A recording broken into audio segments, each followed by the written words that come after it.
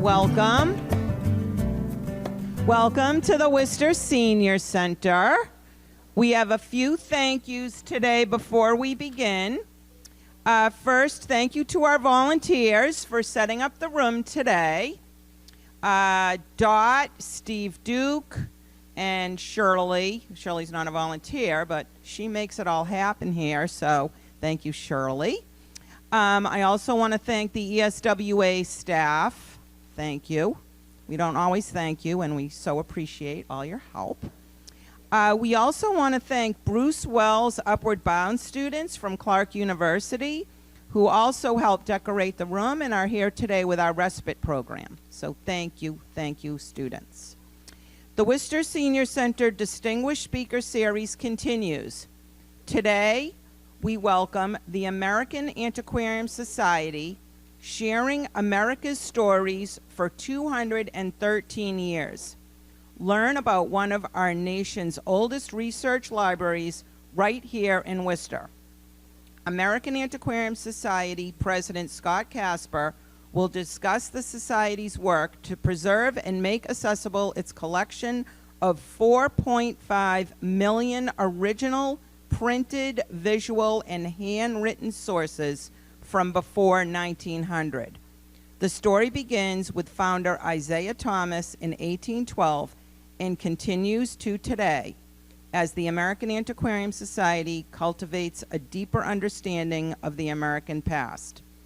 Today, the Worcester Senior Center has sponsored lunch, and during lunch, the summer concert series will continue with Damn Chick Singer. Damn Chick Singer is a three-piece acoustic trio featuring vocalist Denise Cassione with Joey D'Angelo on acoustic guitars, vocals, and Pete Primo on percussion. They play an eclectic mix of jazz, American songbook, songs of the 70s, and original music live for concerts and events, as well as on social media platforms. Now let's welcome Scott Casper.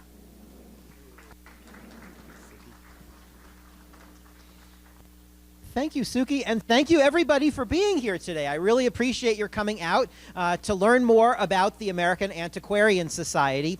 So I think the first thing I want to do is ask, who has been to the American Antiquarian Society? If you've been to AAS, raise your hand. Okay, so some of you know about us. A lot of you may know about us but haven't been. Some of you might not know about us at all. That's why I'm here. What are we? What does the American Antiquarian Society do? And how can you connect with it? First thing, we are a national research library of American history before 1900, and we were founded here in Worcester in 1812. But the most important thing to tell you, because everybody asks me this, is, can I come to AAS? And the answer is, yes, you can. We are not closed to the public. We are open. And here's how you can come. I want to tell you about that, and I'll tell you about the things we do. We are available to anybody who wants to do research in our collection. So people who are interested in research, I was talking with somebody already who's done genealogical research at AAS. We have lots of materials about that and lots of other topics. We have a public tour. Every Wednesday at 3 o'clock, we offer a public tour of AAS. And that gets you behind the scenes, it gets you into the stacks, it gets you to the conservation lab, stuff I'll show you in the slides. Every week at 3 o'clock, you don't need to register in advance, and it's free. So you can come to the tours. We also have public programs. Our public programs are, some of them are hybrid, which means they are in person and live streaming at the same time. Other programs are entirely virtual. But we welcome people to come to our programs, and we've put some of our rack cards around the room. Some of you have the cards that have our web address, our website, and you can go to our website and learn all about our programs. So lots of ways you can connect with AAS. And I want to tell you a bit about what we do this morning, and I want to leave plenty of time for you to ask questions as well. We, as I mentioned, were founded in 1812, but our story in Worcester goes back farther than that, and it turns out the American Antiquarian Society has already been in the senior center for a long time, because I just noticed that on this wall hanging right here, we have Isaiah Thomas's press, 1775. That's in our building. So we're already in the senior center. So let me tell you a bit about Isaiah Thomas and about why we're in Worcester. This is our founder, Isaiah Thomas, and our mission. Our mission is to cultivate a deeper understanding of the American past, grounded in the primary sources, the printed and manuscript and visual sources we've been collecting for 213 years and counting. We foster a broad community of inquiry through a wide variety of programs and support for scholarship. And I'll talk all about that as we go on. Who was Isaiah Thomas, and what the heck was he doing in Worcester? Isaiah Thomas was a printer. He started as a printer when he was 6 years old. His father had left the family. His mother couldn't afford to keep him. So she apprenticed him out to a printer named Fowle in Boston. And at the age of 6, he started working in Zachariah Fowle's print shop in Boston, learning how to set type, learning how to use the printing press. By the time he was a teenager, he was a master printer, and he eventually bought out Fowle's business and started publishing a newspaper called the Massachusetts Spy. That was in 1770.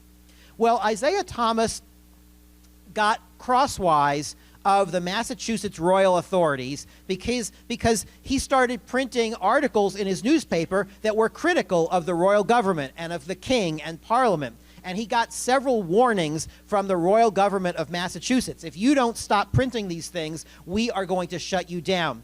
So in April of 1775, he gets another one of these warnings. And at this point, it's pretty clear that the royal authorities are going to either seize his press or destroy his press. So several of his friends at night in April of 1775, they help him take apart his press and take it across the Charles River and inland 50 miles to Worcester. At the time, Worcester was a town of maybe 2,000 people, not very big at all, and they bring his press and they set it up again in his friend Timothy Bigelow's basement. And Timothy Bigelow might have said to his son, you got to get your stuff out of the basement because we're setting up Isaiah's press downstairs. And so that's how Isaiah Thomas's press comes to be in Worcester in the middle of April 1775. So 250 years ago this spring, Isaiah stays around Boston for another week or so because he hears there's going to be a battle breaking out at Lexington and Concord. So he stays to get the first-hand story of Lexington and Concord. Then he comes to Worcester, to his press, and he prints his first-hand account of the battles of Lexington and Concord in his first issue of his Massachusetts Spy, published here in Worcester in May 1775. And at the bottom of that issue of the Massachusetts Spy, of his copy, he writes, "This is the first thing ever printed in Worcester." And so it is. And we have it at the American Antiquarian Society, along with about 4.5 million other items that we have at the American Antiquarian Society, many of them beginning from Isaiah Thomas himself. So Thomas continues to print his newspaper. He becomes a major book publisher in the 1770s and 1780s, and then he retires from publishing around 1800. He's about 50 years old, and he changes his attention to history. He says he believes that if we don't preserve the history of America, of the Revolution, of the colonial period, it's all going to get lost. People are going to throw it away. How many of you know people who've just thrown stuff in the dumpster because they didn't have room for it anymore? And Thomas knew that people were going to put things in their 19th century versions of dumpsters, and they'd be gone forever. So Thomas starts collecting those materials. First, he collects them so that he can write a history of printing in America, and then he decides to create a historical society, a historical organization to save and preserve those materials. And that is the American Antiquarian Society. and we've been here in Worcester since 1812 when he founded it. So we have always been here in Worcester, and the building we're in now is our third building. And I want to show you pictures of our building when it was just being built.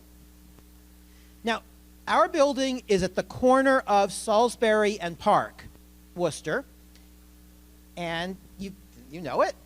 We're at the corner of Salisbury and Park. The current building was built in 1909 and 1910. And these are photographs from when it was being built at the time, 115 years ago. And it's amazing. It's an amazing story of how this building was built, because some of the material had to be brought by horse-drawn carts. I mean, it really is incredible. And so this is 115 years ago, the building being built. We have continued to add on to the building multiple times since, because as our director of the library says, libraries never get smaller, they only get bigger. You keep adding more stuff and you need more space for it. So we added space for more shelving, more storage in the 1920s and the 1950s, and then again in 2001. So in 2001, we put an addition on the back of the building for more shelves. And then our most recent addition was just about 8 or 9 years ago. We added the part where that green copper facade is. So that was in 2017 to 2019. We basically bumped out the building a little bit to create a new conservation lab, a new learning lab, and also new HVAC equipment to keep the materials appropriately cool and dry, which they need to be. So this is the latest construction at the American Antiquarian Society, which I'm happy to say is now done, and we are looking beautiful again as we did in that very first slide. So what happens when you come into the American Antiquarian Society? You start in this room, which we describe as our orientation room or our introductory gallery. You come into the American Antiquarian Society, and remember, you're welcome to come to AAS. Don't let the facade of the building fool you. Don't let that big brick structure make you think that you're not welcome. You are, and you come in and you see a receptionist at a reception desk, and behind the receptionist is that portrait of Isaiah Thomas that I showed. And then you come into this first gallery where we have images of some of what's in our collections. To give you a sense of what we've got there, we have newspapers and periodicals. We have books and pamphlets. We have manuscripts. We have graphic materials, that is, visual materials, and we have children's literature. And the exhibition in this gallery shows you examples of all of that. And that's where somebody from our staff will tell you about what we do. If you're coming in to do research, somebody from our staff will come in to learn more about your research interests so that we can serve you, so we can help you find the materials you want to look for. And then you would go into the rest of the building. And what I want to do now is show you some of what's in the building behind the scenes. And I'll start with newspapers, because Isaiah Thomas was a newspaper man.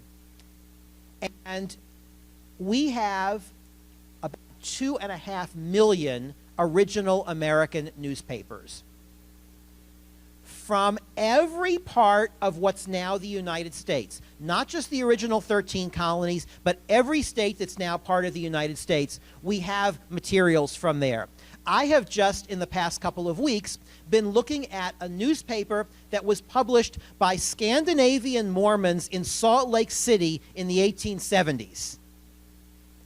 Who knew that that would end up in Worcester, Massachusetts? But there it is. We have newspapers that were published in practically every small city or town in the United States. And in fact, we focus on collecting those newspapers. Our curator of newspapers has been at AAS for 22 years. His name is Vince Golden. In those 22 years, he has brought roughly 500,000 newspapers to the AAS collections. It's amazing.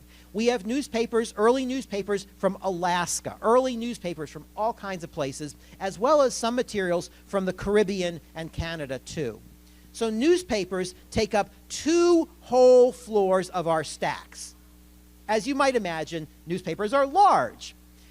If you look at an 18th or 19th century newspaper, it has dense, dense writing. It's not like today's newspapers. You had to look really hard to read that printing. So here is just some of our newspaper stacks to give you a sense of some of what's up there, and those go on for miles of stacks.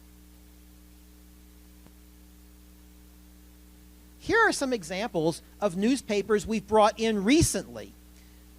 Take a look at the one on the bottom right. What is that? It's in Welsh. We collect newspapers in any language they were printed in the United States. Spanish, French, German, Welsh, Cherokee, and many more. Some of these newspapers are from the Confederacy during the Civil War, from the South during the Civil War, when for parts of the Civil War, some of the Southern printing shops ran out of paper and they were printing newspapers on wallpaper. And we have some of those as well. We have newspapers that were printed in Civil War hospitals and Civil War camps. The soldiers and the workers in the hospitals would print their own papers on small presses. And then we have things like this Arkansas newspaper from the 1830s. All kinds of newspapers. We're collecting them all the time. We also have an extraordinary collection of books and pamphlets. Almost 1 million books and pamphlets printed in the colonial period and the 19th century. We mostly stop around 1900 because you've got to stop somewhere, and if we started collecting into the 20th century, we'd need to build new stacks yesterday. So we are always collecting material from before 1900, and the books collection ranges everything from famous books by famous authors to little pamphlets that might have been published during a political campaign or about a particular issue that, if they hadn't been saved by AAS, there probably wouldn't be any copies left today. That's what we do. We are really trying to preserve things that might otherwise completely disappear. And that's especially true of things like pamphlets and broadsides, single-sided materials. Here are a couple examples of cool books in the collection, and both of them are relatively new acquisitions. On the left, we have the poetry book by Phyllis Wheatley, who was the first African-American poet to be published, to have a book published. She had her book published in London, in fact, in 1773, Poems on Various Subjects, Religious and Moral, and we have not just one, but 2 copies of Phyllis Wheatley's book that were signed by Wheatley. And we also, last year, acquired this book on the right, a vocabulary of the Snake or Shoshone dialect. That is, it's a book about the Shoshone Indian alphabet, and it was published in Green River City, WGTER, Wyoming Territory, well before Wyoming was a state. And as far as we know, this was the second book ever published in what's now Wyoming. So this is the kind of thing we collect in books and pamphlets. We also collect children's books. We have one of the biggest collections of children's books anywhere in the country. We even have a staff member, one of my colleagues, who is our curator of children's literature, who builds that collection, catalogs it, and takes care of it. Our children's books include everything from little New England primers from the 1700s, and the New England primers were the most popular children's book of the time. They were published in edition after edition, and they were read to death. A child would just read it, and then their brother would read it, and their sister would read it. So having them is pretty rare because they would just fall apart, all the way to these beautiful illustrated books that might hold up better on the shelves. But we have about 37,000 early children's books. We also collect manuscripts and graphic arts materials. So we have, for example, graphic materials like what you see on the left here. What you see on the left are printing plates. That is, they are wood blocks that were used for printing. These wood blocks are part of the Alexander Anderson collection. Alexander Anderson was a woodblock printer from the early 1800s. He would carve these beautiful woodblocks that would be used in printing all kinds of books. His collection of woodblocks is now at AAS, thanks to a collector who collected them and gave them to us. Our manuscript collection, which you see part of on the right, includes handwritten materials. They range from diaries. We've got diaries of ordinary people, ordinary men and women and even children from the 18th and 19th centuries. We have business records, letters and journals from farms and doctors' offices and shops and all kinds of other concerns. And then we also have manuscript records from a lot of local organizations. So, for example, the early records of the Ecotarium are at AAS. It was the Worcester Natural History Society, and then it became the Ecotarium. Those early records are at AAS. Many of the early Worcester institutions have their records in our collections. So people come to AAS all the time to work with those manuscripts because by definition, they're no place else. They're one of a kind, and people come to us to look at them, to learn about early American life, for example. Here is one of the latest sets of manuscripts we've just gotten. It is the Worcester County Jail records. Very interesting stuff. The sheriff's office was going through closets and storage rooms at the jail complex, and they came across all of these records from the 1800s, big ledger books about who was being put in jail, and it said how old they were and what they were accused of doing and what their punishment was. These ledger books have all that information in them. Then there are all these documents called minimuses. They're these paper documents that are like the case record on each person. And the Worcester County Jail, the Worcester County Sheriff's Office realized, oh, these might have historical value. Somebody might be interested in them. And they called us, and we said, you bet we want those. About 100,000 records that came to us earlier this year. And just imagine the kind of research that people can do about what jails were like, who was in jail, and maybe some people will come to do research to find some of their ancestors there, too. We've all got skeletons, right? So here are a few examples of some of the manuscripts in our collection. This is one that we acquired about 2 years ago, and we really wanted to get this one because it's a letter from John Adams just a few weeks after he left the presidency. And ordinarily, we don't collect things just because they're by a famous person. They're expensive, and and other places can collect those. We wanted this one because he was writing to Isaiah Thomas Jr. And he was asking Isaiah Thomas Jr., what is going on politically in Worcester County? Are the Jeffersonians taking over Worcester County? And so we wanted this letter because it was a connection between Adams and the son of our founder. But it's not just about letters by wealthy or powerful white men. It's also letters like this one. A simple letter from a little girl named Emily Griswold to her sister in 1848. Because we're interested in ordinary people too.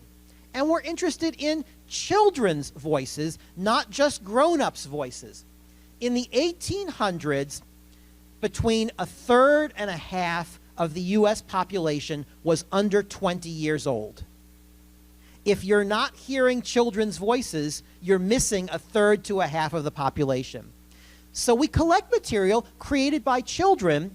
And for several years, we finished this up last year, we had a lovely grant from the National Endowment for the Humanities to digitize and catalog those materials by children so that those 15,000 pages of materials by children are now all accessible, open access through our website. So if you want to learn about children's lives and children's voices, those materials are on our website. We also collect all kinds of graphic materials. these are some materials related to another project we've just been working on about working women in the United States. We've been collecting materials that showcase working women. Take a look, for example, at the woman on the right. She's a butcher. And you know she's a butcher because she's wearing a necklace made of sausages around her neck. And she has her taxidermied sheep and pig around her. And this is a trade card, J.C. Klink Meat Market. So we have women butchers, we have women doing all kinds of things, working for money, and we've also been collecting photographs taken by women photographers in the 19th century, and now we're up to women photographers in, I think, 35 of the 50 states from the 1800s. So we're trying to document women's participation in the economy through these various visual images. We also, just recently, in the past 6 months, acquired an amazing personal collection of 18,000 ephemera. What are ephemera? Ephemera are stuff that was printed and nobody expected it to be saved. It was printed for that moment and it was going to go away. Well, this wonderful collector spent 30 years building a collection of early American ephemera, trade cards for businesses, menus from restaurants, broadsides that would have been put up on the side of buildings. And that collection has just come to AAS. It's an extraordinary amount of material about practically any business you can imagine in the 19th century. And we collect all of this so that researchers can come in and use it to tell the stories of American history. And there are so many stories to tell. And that's why we're here, to make this material available. We are not keeping it under lock and key away from people. We want people to be using it. How do we take care of it? Here are some pictures from our conservation lab. Conservation is the process of taking care of the material so that it will be usable for generations to come. Part of that is maintaining the conditions for that material. When you come to take our tour, please come to take our tour every Wednesday at 3 o'clock. When you come to take our tour and you go in the stacks, you will realize that the stacks are colder than the rest of the building because we keep the stacks at 60 degrees temperature, 40% humidity, which is really good for books, not so great for people. And so the conservation team makes sure that the materials are kept in those conditions, but then they also take care of the collections and treat the collections to preserve them for the future. So on the left here, we have one of our conservation interns light bleaching an artifact. So what she's doing is she's putting material in a solution of water to take some of the acid out of the paper and also shining light on it to bleach that paper a little bit, which will take some of the staining out of the paper. And all of this is perfectly safe for the materials. We're very careful about that, but it's a way to keep that material visible and usable for the future. On the right, you have another one of our interns working with our chief conservator, Babette Genrich, to treat a newspaper. This was last summer. Our intern's big project was working with the very first newspaper ever printed in what's now West Virginia. It's from 1791, and we acquired at auction a volume of about, I think it was about 200 issues of this newspaper. They were bound, so we took them out of the binding, and we treated every single one of them to make sure that stains were dealt with, that tears were repaired. We're not trying to put it back the way it was originally, but we want to make it usable, and we want to make it safe to use. And then at the bottom here, what we have here is removing silk. Why? Why is there silk attached? A lot of times what we're doing is we're taking care of previous conservation practices. So during much of the 20th century, people thought that one way to preserve documents was to encase them in silk, to basically paste silk on either side of them. That is not good for the documents. We know that now. People didn't know that in 1940. So what we can do very, very carefully is remove the silk from those documents in order to preserve them in a 21st century way. So that's what we do in conservation, to keep the materials in good shape and usable for the future. And then there is the reading room. If you come to do research at AAS, this is where you will do it. In our beautiful reading room, under our dome at the top of the room, this is one day in the summer, I think it was last summer, two summers ago. We had lots of researchers in the reading room. We had a seminar going on in early African American books and publishing. And so our reading room was just full of people working with materials. I love this picture here on the bottom left. It's an overhead shot by our fantastic photographer who just gives you a sense of all the people working at those tables. Now, it's not always that crowded. There are plenty of days when there aren't as many people in the reading room, but it's really fun when we've got 15 or 20 people there, and they're comparing notes with one another, and they're saying, look what I found, or they're talking to our staff about what they might find. It's an exciting place to come and do research. In addition to research, as I mentioned, we offer a wide variety of public programs, and those public programs are in person and online. All of our in-person programs are also live streaming, so you can watch them from wherever you are. You can also watch them later on our YouTube channel. Here are just some examples of public programs in the last few years. The one on the top left was a program where several local black women poets read their brand new poetry that was responding to the poetry of Phyllis Wheatley. They had read Wheatley's poetry, and they were imagining themselves and how they might write poetry that was inspired by Wheatley. On the right, we have a program called Chat with a Curator, where in the afternoon, we invite people, it's like an open house. We invite people to come to the Antiquarian Society to look at materials hands-on, and our curators are there talking with them about those materials. We just did a program like that last week, 2 weeks ago, with a huge new collection of materials that we've received, the journals and diaries of a man who kept diaries for 59 years. And the people who had collected those diaries, who had found them in a trunk in somebody's house, they gave them to AAS, and they were there to help tell people what they were all about. The two programs on the bottom are author talks. We will often have authors come and talk about their recent books. So on the left, we have Leila Phillip, who's a professor at Holy Cross, talking about her book Beaverland, how one weird species changed American history. And on the right is Ilian Wu, who wrote a book called Master, Slave, Husband, Wife, about an enslaved couple who escaped from slavery by the wife pretending to be a small white man. She was quite light-skinned, and the husband, who was darker than the wife, pretending to be her manservant.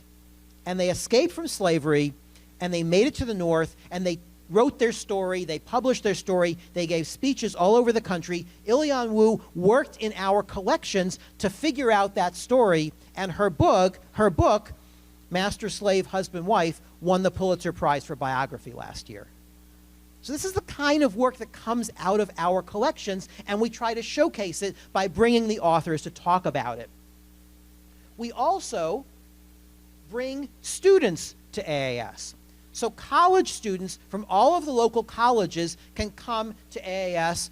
Many times their faculty members bring them for tours or bring them for classes. We also offer a class of our own every semester, every fall. We offer a class for students from the 5 Worcester colleges, 4-year colleges. And because we have digital capacity and virtual capacity, we can also do classes with people all over the country. So what you see on the bottom right there is several of my colleagues doing a virtual class session with a class in California. And we can show materials using a document camera that's embedded in the ceiling so that can beam down on the materials, show the materials to those students 3,000 miles away. So we are here for anybody who wishes to use our collections, some of which have been digitized, and that's another way that people can use them. This spring, to celebrate the 250th anniversary of Isaiah Thomas coming to Worcester, we held a huge open house. We just threw open the doors on a Saturday afternoon. We didn't realize that on April 11th or April 12th, it would snow that morning, but 569 people came anyway, and this is some pictures from our open house. We had a printer who has built his own working version of Isaiah Thomas's press. He brought his press all the way from Utah to do live demonstrations. So you have here on the upper right 4 little boys in their printer's hats pulling the press. They're actually getting to use a printing press the way Isaiah Thomas would have. We had a station where people could make their own printing hats. We had a scavenger hunt for kids. So the little girl you see on the floor there is marking off items she found in her scavenger hunt. And so we wanted to get people in. And so many of the people who came to AAS on that Saturday said, you know, I've never been in this building before. Or I've seen this building on the corner and didn't know what happened inside. Or they said, I didn't know I was allowed inside this building. And my answer to all of them is, here we are, come inside. We are here for you. We've been here for anybody who wants to use our collections or just know more about what's going on in American history, because that's what Isaiah Thomas imagined. Isaiah Thomas imagined telling history for all Americans, and our goal is to tell all the stories, or to help people tell all the stories, not just the stories of the famous people, the wealthy people, or the accomplished people, but also ordinary women, men, and children through American history. And here's why we can do that. We have the best staff. I will just say, I'm biased, the best staff in the world. We have a staff of about 45 people, women and men, who do everything from catalog our materials behind the scenes to serve the public in reader services, bringing material out to you. We have curators who have built these collections and know the collections really well, and they'll talk with researchers. If you come in to do research in our collections, you can talk with one of our curators about what we've got and what might be useful to you. We also have groundskeepers and behind-the-scenes people who make sure the buildings are well tended. All of these folks have a common mission, a shared mission to share these materials with people who want to use them and people who want to learn more about American history. And part of our shared mission as a staff is always learning more. So at the bottom here, we have a staff workshop that we did with a scholar of African American print culture earlier this year. And here's a bunch of us just taking a class with him for a couple of afternoons so that we could get our own knowledge even more up to speed. This is what we do day in and day out, year in and year out. We've been doing it for 213 years, and we hope to be doing it for 213 more. And we hope that you will join us and learn more about what we're doing. Thank you so much. I'm happy to take any questions.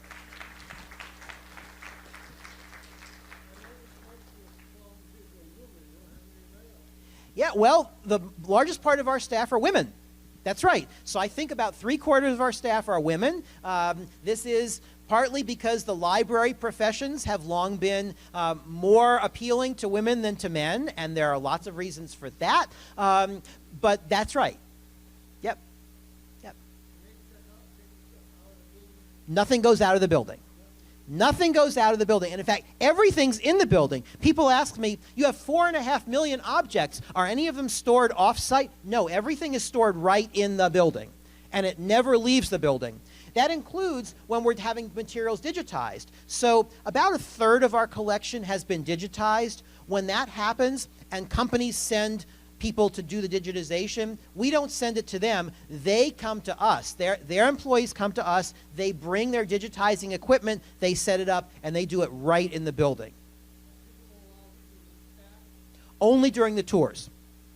Right. So if you come on Wednesday for our 3 o'clock tour, part of that tour includes going into the stacks and seeing where we keep the materials. I have to say, I first went to the American Antiquarian Society 35 years ago as a researcher when I was a graduate student.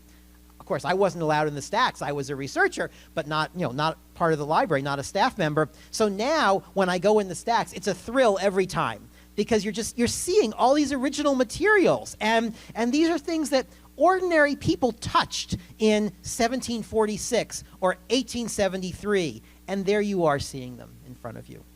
Yeah. Yes. It's a great question. We do have several volunteers who work in our manuscript department, and they are mostly retired people who know how to read cursive, because this is really a challenge. This is really a problem. In fact, we get researchers now. We're getting a generation of graduate students now who might have grown up not reading cursive, and that's going to make it very hard for them to do research in 19th century American manuscripts. So we have volunteers in our manuscript department who typically are reading the materials in collections in order to create finding aids for those collections. So for each manuscript collection, we try to create a finding aid that explains who the people are who are writing those letters, what the letters are about, and so volunteers help us with that. If you're interested in that, talk to me. I will connect you with somebody. We do. So we have a large collection of the Abby Kelly Foster papers, and many of our Abby Kelly Foster papers have been digitized, and they are available through our website. Other Abby Kelly Foster materials are at the Museum of Worcester, which used to be called the Worcester Historical Museum. So between us and the Worcester Historical Museum, we've got Abby Kelly Foster's papers right here in Worcester, and this fall, the Museum of Worcester is going to be sponsoring a 2-day symposium and conference about the 175th anniversary. So stay tuned for information about that. Yeah. Yes. How is the society funded? We have several different ways. First of all, we are funded by generous donors. So we have elected members as well as other people who've used our collections or come to our programs who give us donations, and that's wonderful, and that's really helpful and very important to what we do. We have an endowment that we have built over many years, again, typically from generous donors who have given money that we have invested, and so every year a chunk of our annual funding comes from taking a certain percentage of our investments. So those are our two biggies. We also are funded by grants. We apply for grants from a variety of foundations. We also, in the past, have applied for grants from the National Endowment for the Humanities. Right now, that's not so good. But private foundations, other organizations that give grants, we apply for those grants. And we also have been funded for a number of years through royalties from digitizing our collections. So if commercial firms digitize the collections, they pay us royalties when particularly colleges and universities buy those materials. So those are the main things, but at this point, really it's about private donations are critical, and the endowment is crucial. Yeah. Thank you for asking. Yes? With the Antiquarian Society to the Goddard House across the street. Yes. What is that? What is the connection? So the American Antiquarian Society has 6 buildings. We are a campus of 6 buildings. Antiquarian Hall, which is the one I've been showing you, is from 1909, 1910. That's our library building. Across the street is the Goddard Daniels House, which was constructed by the Goddard family in 1905 and then expanded in 1915. Their daughter and her husband, Mr. and Mrs. Daniels, lived there until 1980. And when Mrs. Daniels died, she gave the Goddard Daniels House to the American Antiquarian Society. So it's now part of our campus, and we use it for our administrative offices, for our programming staff, our finance staff, our advancement staff, but we also use it for functions. So when we want to have a dinner or a luncheon or something like that, we do that in the Goddard Daniels house as well, because no food or drink in the library.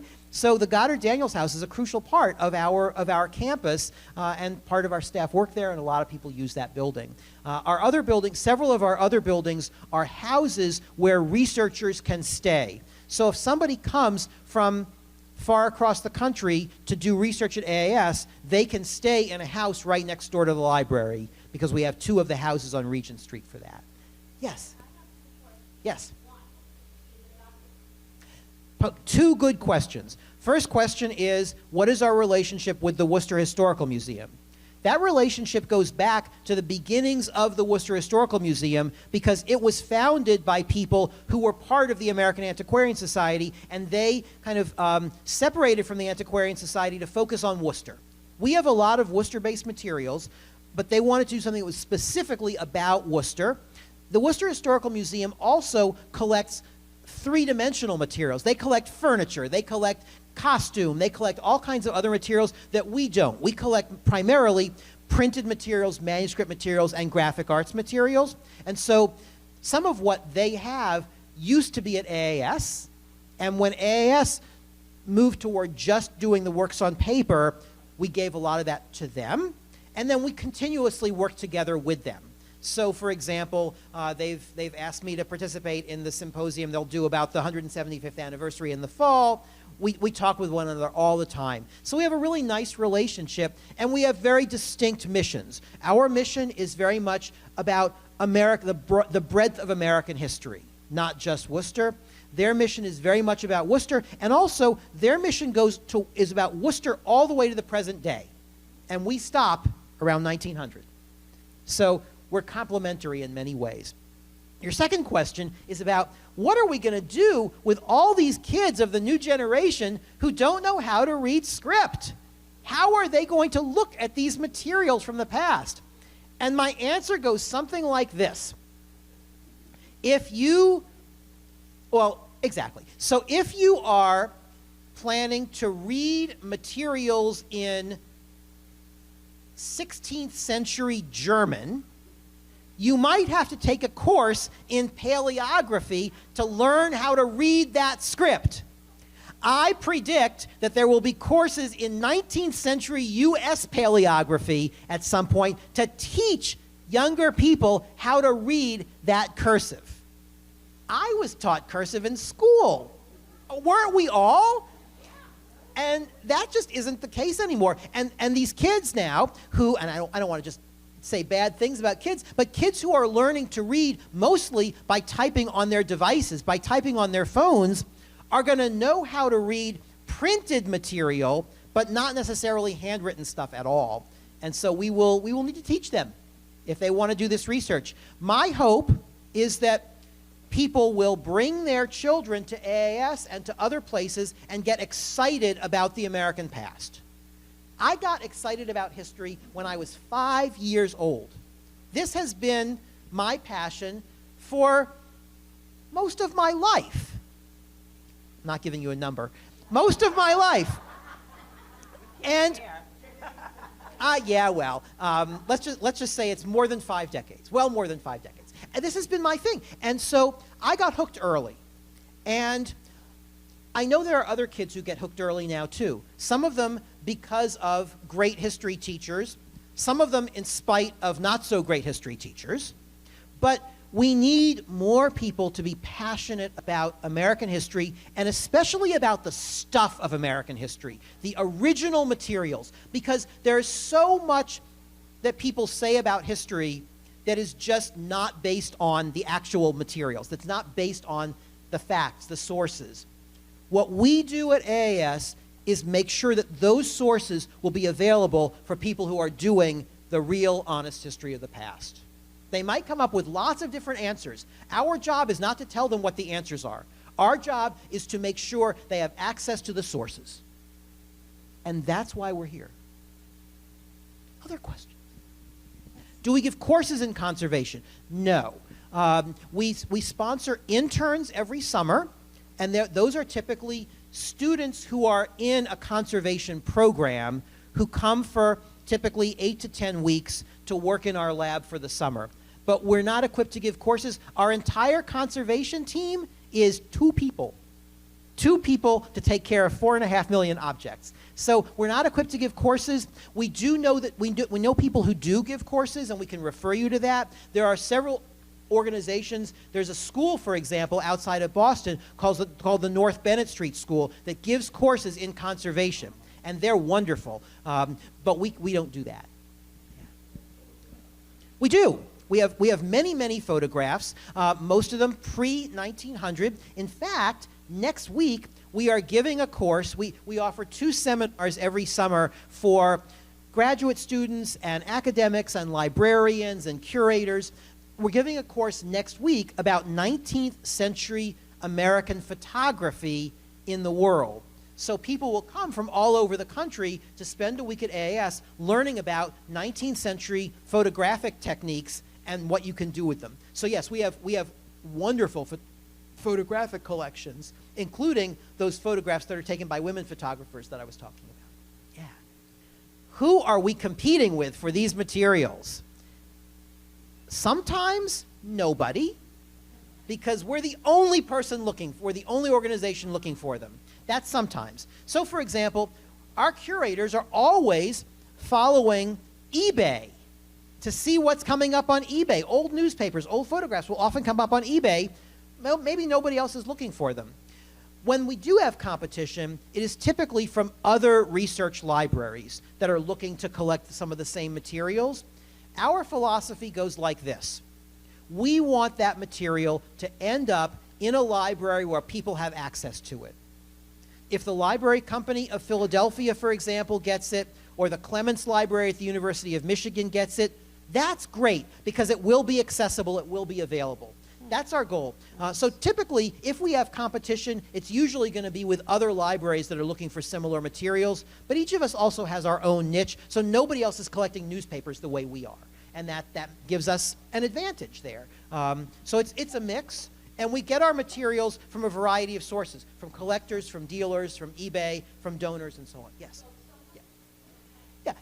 If we don't have it, we can at least give somebody ideas about where they might find it. We don't know exactly what every other library has, but we can recommend other libraries that might have it, for sure. And if it was a printed or published document, there are National Union catalogs, online catalogs, so we can look it up and find out where it is if we don't have it. For manuscripts, it's harder. But yes, we try to help people find what they need, even if it's not here in Worcester. Yeah. Yes? Are any of our materials stereographic? We do have, well, what do you mean by stereographic? Because I want to make sure I understand. Oh, yes, the stereo cards. The cards where you look through a viewer and it comes out in 3 dimensions, right? It's 3D. Yes, we have stereo cards. Those started after the Civil War, and we have quite a lot of those. And we also have some of the viewers so that you can actually look at them and see them in 3D. Yes. I think I saw one more question. Yes. Okay. Okay. Wow. 2 hard questions. The first question is, do we have a top 10 about what people are looking for? And the answer is no, because every researcher has their own topic, and it is so wide-ranging. What I will say is that the areas that seem to attract the most people are our newspapers, because by and large, nobody else has got those, and our manuscripts, because by definition, they're unique. But beyond that, it's hard to say there's one object or 1 or 2 objects that lots of people look at, because we might have 20 different researchers in the reading room, and everybody's looking at something different. Yeah. Or maybe subject. Subject, that's different. Subjects come and go. It's very interesting. A lot of it is connected with what people are doing research on in especially the fields of history and literature and art history. So much of the interest at AAS right now is in the histories of people who were often left out of history in the past, writing in the past. So we have a lot of researchers who come, for example, to work on African American related topics. And we have extraordinary materials for that. Part of our challenge is making sure that people know we have the stuff, They might think about the American Antiquarian Society with a name like American Antiquarian Society and think, oh, you've only got stuff related to like the founding fathers. So we've got to break down people's conceptions so that they know, come here, because we have the best collection of early African American printed material anywhere. It's amazing. We have the largest collection of early Hawaiian printed material anywhere outside Hawaii, because the early missionaries to Hawaii came from Holden, Massachusetts. Yeah. Holden, Massachusetts. Yep.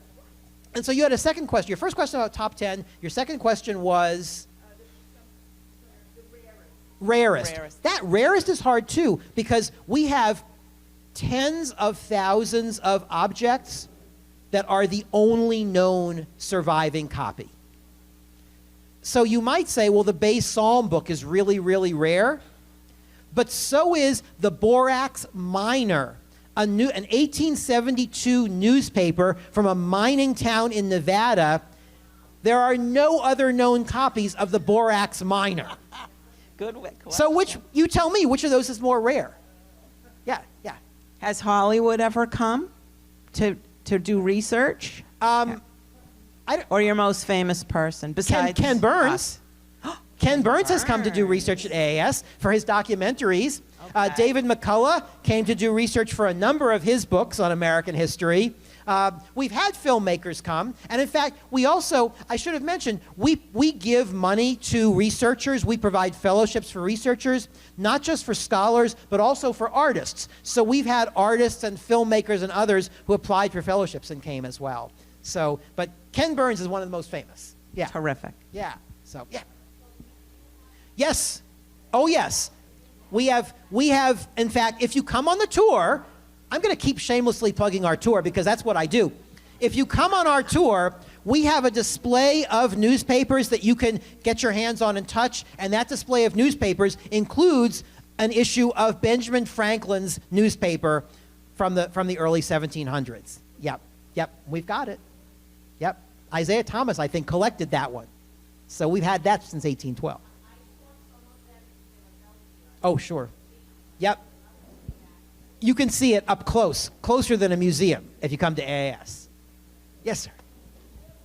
The tour on Wednesday starts at 3 o'clock. It's usually between an hour and 15 minutes. Different people give it every week. I give it every 7 weeks. And so it depends on who's giving it. But typically it's about an hour, a little more than an hour. Yeah. And you get to go all the way around the building, in the back and everything. Yeah. The question is, do we plan on digitizing the rest of it when we have the money? We want to digitize as much of it as we possibly can. The challenge of that is a financial challenge. It's incredibly costly to digitize the materials the way we've done it for many years, which was working with outside firms to do it, commercial firms. That's sort of declining. Those firms are not doing that as much anymore. So we're going to have to figure out how to do it ourselves. The disadvantage of it is that's going to take more money from us. The advantage of it is it will be open access from the beginning, and that'll be great.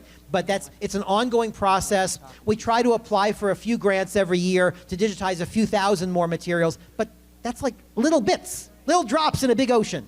Yeah. Great. Thank you so much. It's been a pleasure talking with you. Thank you so much. Amazing. Right here in Worcester, Mass.